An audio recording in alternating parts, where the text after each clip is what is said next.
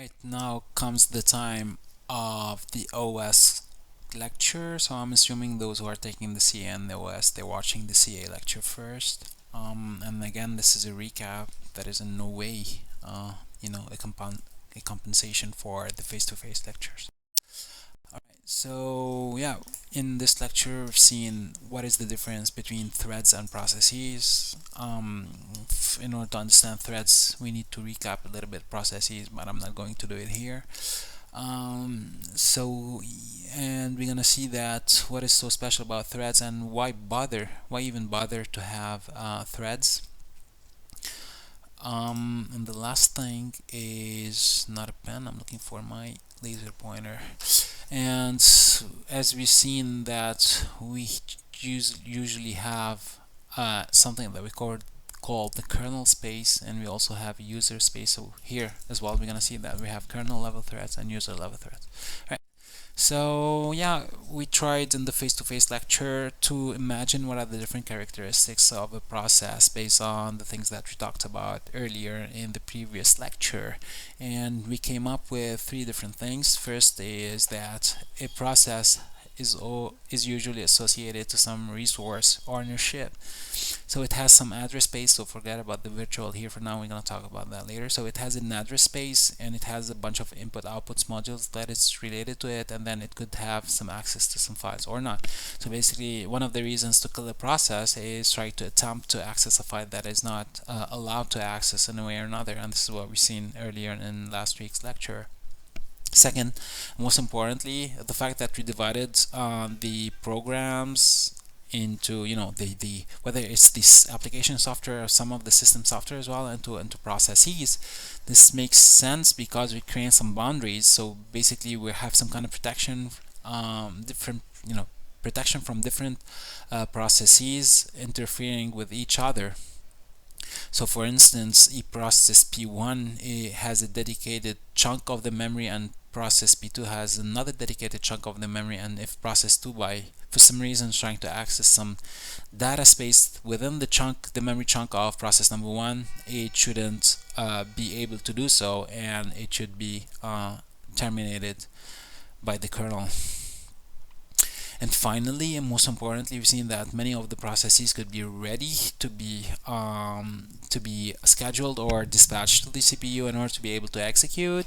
And it could be based on some mechanism that could be related to priority or maybe precedence, in the sense of it could be the first in, first out. First process to be ready, first process to be to get selected to be executing in the CPU. And then of course, if a process is executing, then it needs some kind of resource, right? But this resource is not available yet, so it needs to get blocked, so it makes place for another process to execute, and hence give this impression of parallelism that we have, even though we could be running on a machine that only has one CPU or one core CPU. So yeah, we went from that, so a process, and we want to go to threads now, and we're gonna see that a process could be one-threaded. So a process that is a program about to execute or an execution is made out of only one thread, or in today's lecture we're gonna see that we can divide the process into multiple threads. And because we could have, and we normally have multiple processes running on a system, right? So each process is made out of multiple threads, so we have multiple threads and multiple processes. So we can see that all the system could be divided into so many threads now. Why threads? Well, to answer everything, I mean, each and every time I'll be introducing some mechanism. If you knowing me by now, if you know me by now, you should know that everything is engineered in a way to make the performance better. So it's about gaining time, being faster, and hence having a better performance. This is the why. But in the face-to-face lecture, I was trying to talk to the students and find out how to divide a process into threads. So we said that a process is a program that is about to execute, or an execution, doesn't really matter, but I mean it's active, it's not just sitting fully idly in the secondary memory anymore, also known as the hard disk maybe. So yeah, how to divide a process into threads? Well, if we think about the process, well, it's a bulk of a program that should be executed sequentially in a way or another. And one way to divide processes into threads, well, we're gonna take the program, the code, the program code, so the code of the process, the bunch of instructions, and federate them, divide them in a federated way. So we're gonna take, let's say, instructions 1 to 5, and then instructions 6 to 10, or then instructions 11 to 15, whatever, and we're gonna federate them under a thread. So each bunch of instructions, we're gonna create a thread. And this was one of the suggestions of your colleagues. Then one of your colleagues, another colleague, came up with a great idea, which is the correct one, one of the correct ones, because there are always multiple solutions to a problem in engineering and in life generally. That being said, why not, especially for those who are experts in programming in Java and high level programming, you can notice that sometimes we create methods or functions that have a particular purpose, and sometimes the functions are independent, sometimes they are dependent as well, but I mean usually they're independent, and we get to call them from within each other or from the main function, or it doesn't really matter, or relative to an object if you're doing object-oriented programming. Well, the whole idea is here we have a function that could represent a thread. So a process could be a bunch of functions, and each function could be a thread, and this is the easiest way to divide a process into threads. So we take the program code, and then we're gonna go ahead and find the functions, and each function would be a thread. This could be an approach to dividing processes into threads. So yeah, so this is where we had a little fun with your colleagues. So PCB for a process, so this is a process, and this is where we try to guess whether it's a user or a kernel process, and most of your face-to-face colleagues guessed correctly that it's more likely to be a user's process, because here we have some user address space. And then we have the PCB, and then we have some stacks, right? So it makes sense to have a user stack because we use user process. But then again, why would we have a kernel stack? So we can go back to the original stack, and by the way, we're tackling that in more details in the CA course. But however, a stack could be relative to a function. So when we have a bunch of functions, we need some stack, which is a special segment of the memory where we're gonna pile up some calls and stuff like that, and then get back from them, etc., etc. And for the simple idea is the presence of a kernel stack could be go ahead and figure it out. Try to think about a reason of why having a kernel stack here.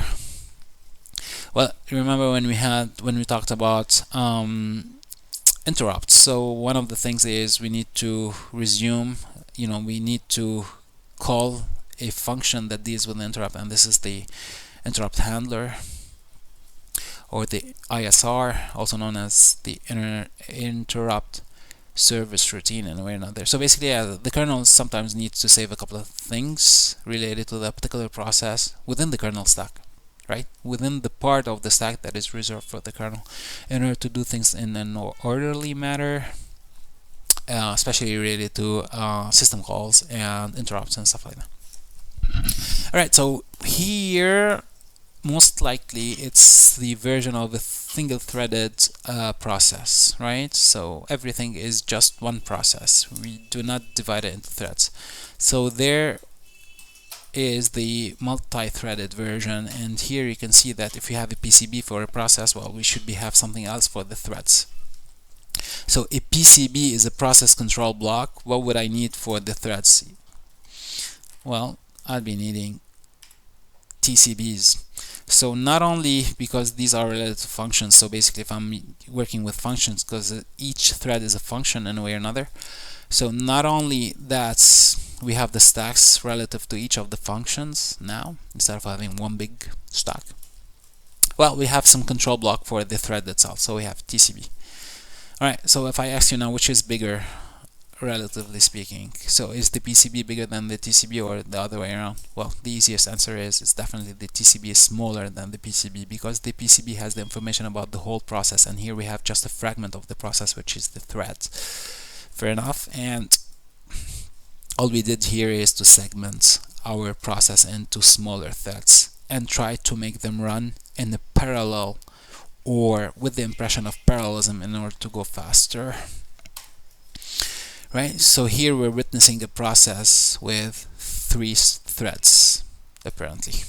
We could have more. Why threads? Let's see. So as promised, I always provide you with real-life examples, and this is I believe it's from 1998. Yes, you were not born yet. I was. And here it seems like we're benchmarking a lot of stuff. 3 things to be accurate, and we have 3 operating systems that we're trying to benchmark. And apparently what we're trying to benchmark is the switching between processes and the switching between threads. And apparently if we study it quite well, we can notice that all this switching between threads is always faster than the switching between processes. And it kind of makes sense, because if we belong to a process, so if we switch between threads within that process, well, things should be a lot faster. And this is the proof from an experimental paper that dates back from 1998. And expect a lot of those in your exams. I'm gonna make you analyze stuff. Of course, I'm not going to make you copy paste things from the course or the lectures. Wouldn't make any sense, would it? All right, so we're gonna keep on thinking outside the box here, and we can see that the context switching between threads is faster according to that experiment here, and we're gonna try and find out. Well, here apparently I'm having 2 processes, so I'm having some context switching between the processes, and this is why we would have the impression of parallelism, as if everything is going in a parallel way, even though we could be using only 1 core CPU. So yeah, P1 starts first, then I'm gonna go to P2 and then go back to P1. And this context switchings, those context switchings here, well, what happens here is at least we're gonna save the PCB and save, some stuff in order to, to be able to change the process that is running. And this will involve the kernel in a way or another. Hence, it's a little bit heavier time-wise. Let's see the equivalent of that with threads now. We can see that we still belong to the same process, and the context switching is kind of faster, smaller. And the idea here, it feels like it's lighter, it's faster compared to that one, because we already have all the information within the process. We did not switch between processes. We could switch between processes, but this will bring us back to that particular context here. Alright, so yeah, switching back and forth between the P1, and this could give us a lot of advantages. So yeah, faster, that's for sure. What else? Well, yeah, time is money. No, time is performance, and performance is one of the things that that I really like, and it's the main objective of the CA and OS courses. So it's less time to create threads, so execution time is faster.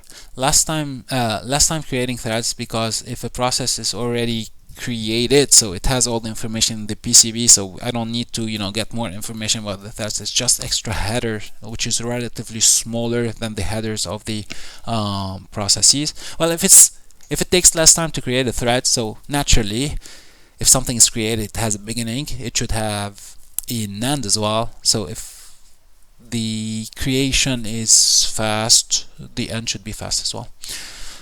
And the beauty of it, because we're sharing the same process, within the same process we're sharing the memory and the files, so we can communicate. So, we do not necessarily need to dive to the kernel space, or to invoke the kernel in order to make stuff.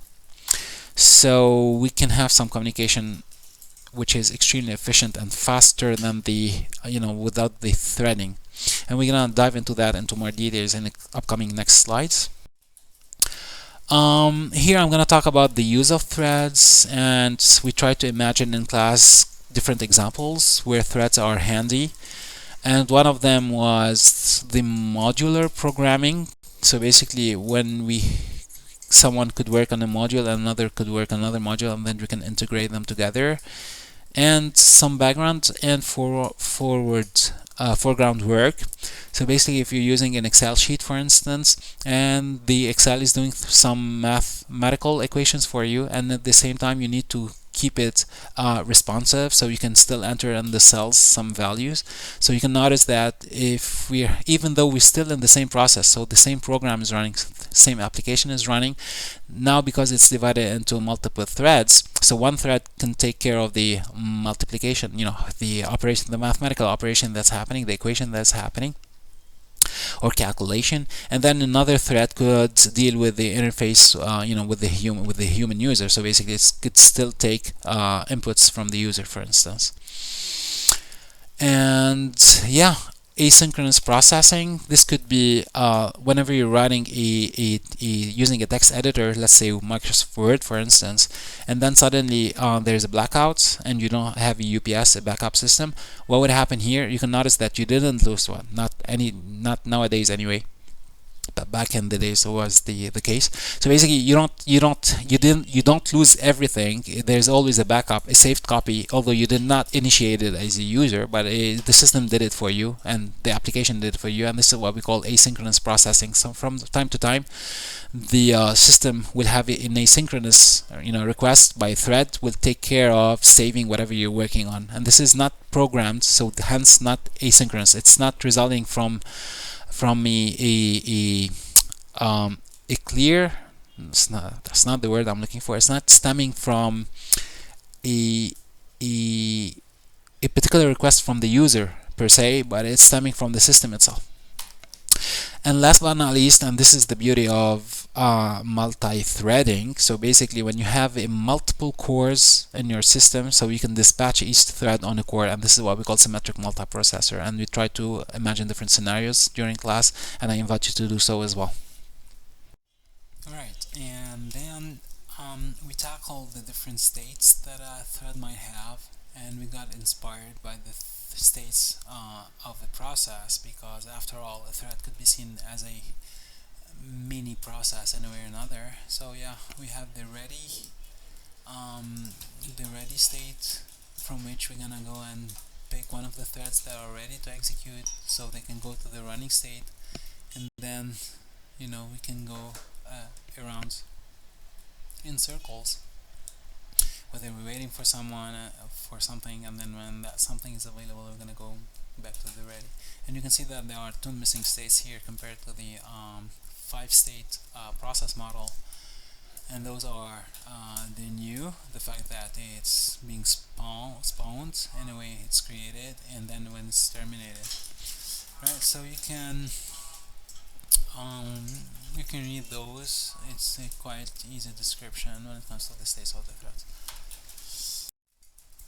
Alright, so now the most important part of the lecture, and it's about the types of threads.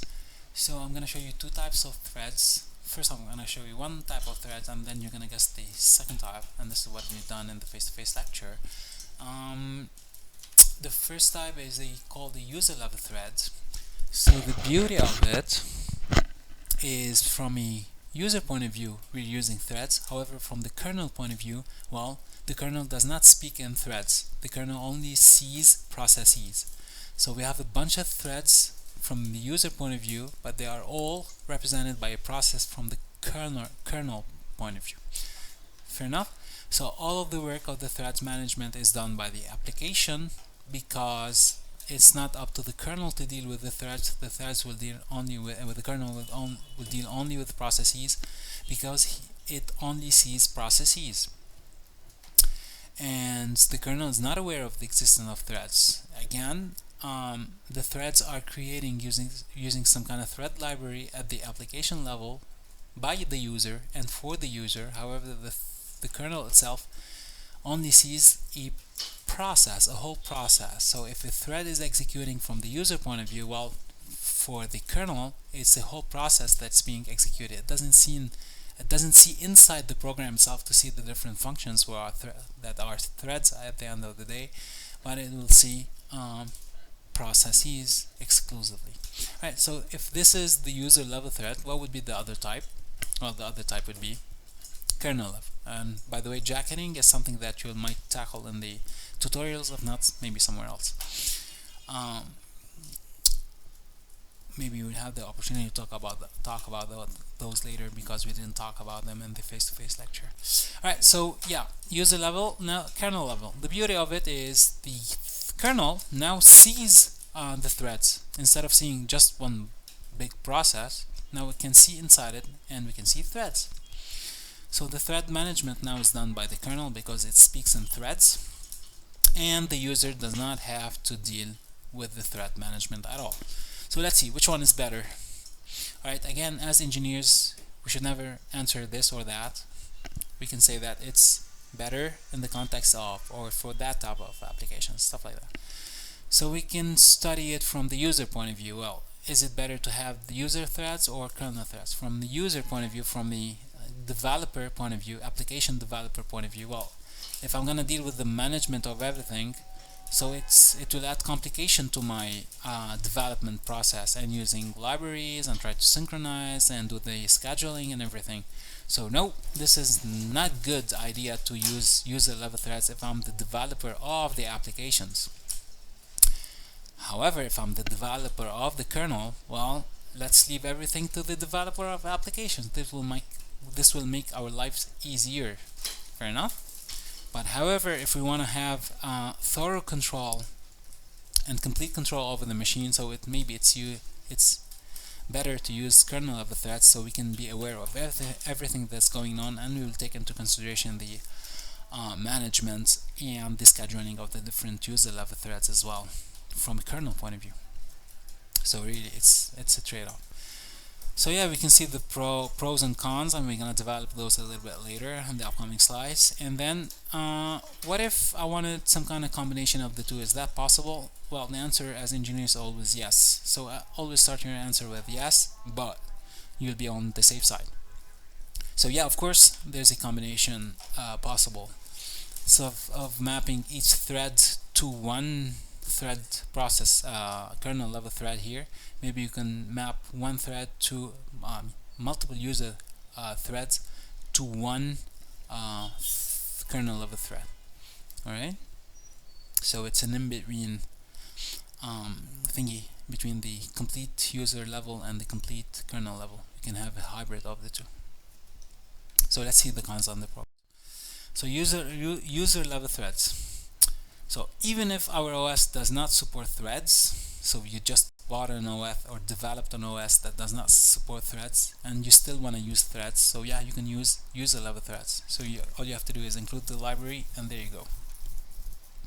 It's easier to create for sure because the kernel does not see them, so you're going to create them at the user level, so you don't have to have any kind of system calls, stuff like that. So yeah, you're not going to dive into kernel mode in order to create the threads. You're going to do it yourself as a user. So everything is controlled at the application level, and all we have to do is, if you want to switch between the threads, we're going to say at the application level again, and we're not going to have processor mode changes because we're not invoking the kernel in any way. So why bother to use system level threads then?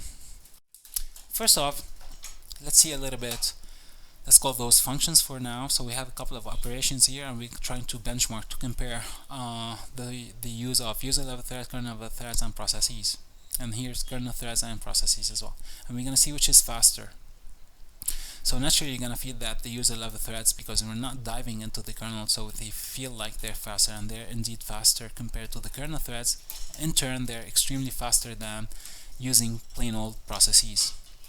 Fair enough.